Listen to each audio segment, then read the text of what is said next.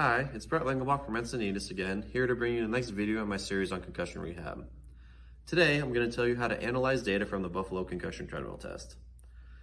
This test is used to determine the heart rate at which a patient with a concussion symptoms become provoked, allowing you to craft a plan of care that keeps their heart rate at or below 90% of this threshold to allow you to gradually increase their heart rate over time.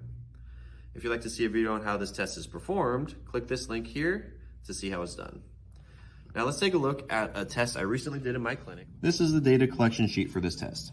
As you can see, my patient's heart rate gradually increased until they hit the ending criteria for this test.